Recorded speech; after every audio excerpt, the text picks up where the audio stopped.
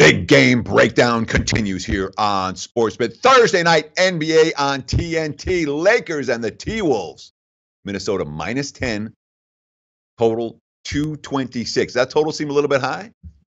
We'll talk about why it's so high in a minute. There's one stat that I'm going to show you on this preview that absolutely blew my mind when I saw it. Let's start with the Minnesota side of the equation. The T-Wolves, 24-36 at the All-Star break last year. This year, they're 35-25. You're going to, what's that, 11-win improvement going into tonight's game. And, of course, what they do, they added the veterans, Jimmy Butler, Taj Gibson, Jamal Crawford. None of this success for Minnesota has had anything to do with the fact that Tom Thibodeau is a defensive guru. When you look at the numbers for Minnesota, they're very, very clear. All right. Last year, number 10 in the NBA in points per 100 possession. This year, number 3. Their offense has gotten better. Defense, no better. Number 26 last year, number 26 this year. The defense has been stagnant. And when you look at the fourth quarter defensive numbers, it's something we brought up a couple of times on the show. Look at the numbers. There's the rest of the teams. Portland, Chicago, Atlanta, Brooklyn. None of them great teams. Certainly the Chicago, Atlanta, Brooklyn, all lottery teams. And they're all in the 110 range. Bad fourth quarter defense. There's the T-Wolves way at 115.3. Way beyond all the other bad teams. It's almost impossible for one team to be that much of an outlier from the rest of the league when it comes to one quarter's worth of defense. But what happened on Tuesday was something that really, it's one of those stats that you're like, what? Let me double check this. What? So, close game. Here's Minnesota in a close game against Houston. Early fourth quarter.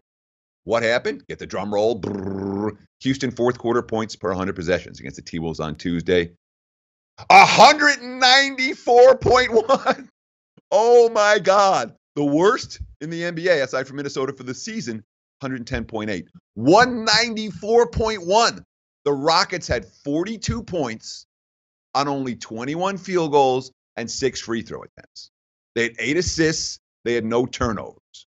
There was no defense played whatsoever by the Minnesota Timberwolves for defensive guru Tom Thibodeau.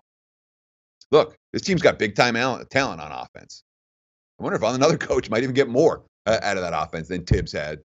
But from a defensive standpoint, whatever Thibodeau is selling right now, the T-Wolves aren't buying. That makes me very reluctant to get involved with Minnesota as double-digit chalk, especially given the struggles of the bigger chalk yesterday in NBA action, as we talked about at the top of the show, and bad beats, bad bets, and bad for the books. Of course, we talk about the T-Wolves defense. What about the Lakers defense? Look at their points allowed the first 2 games of this road trip. Let's see. They played Dallas. They allowed the Mavs to score 130. That's the highest scoring game of the season for Dallas. And then last night at New Orleans, 139 for the Pelicans. That's the highest scoring game of the season for the Pelicans. That's not good defense in the final 2 games before the road trip. Little 3-game trip right here. It's been ugly to start. And sort of course, I mean, it was right from the get-go last night. New Orleans set a franchise record, not a season high, a franchise record with first quarter points, 46 against L.A. last night. Of course, you can't play him Isaiah Thomas for that debacle. Isaiah Thomas got kicked very early in that contest. Him and Luke Walton, both spent most of the game in the locker room after getting ejected early. Thomas played, less than 5 minutes. Walton got his second technical early in the second quarter. Thomas and Rondo got into it. That was a little bit of fun. If you had a chance to watch it, Luke Walton after the game, there were a lot of things I was frustrated about at that point. I had had enough. So that sets the question, what happens tonight? This is the Lakers team that's on the second of back-to-backs. They've been playing horrific defense. There's no practice time. The team's not heading anywhere anyway. Is this a spot that we can expect the Lakers to suddenly bring it? Is there the energy there? Is there the focus there to bounce back tonight? It wasn't just the defense last night. There was no effort on the boards either. They got out-rebounded by 13 in that contest. We've seen heavy steam on the over in early betting action so far today.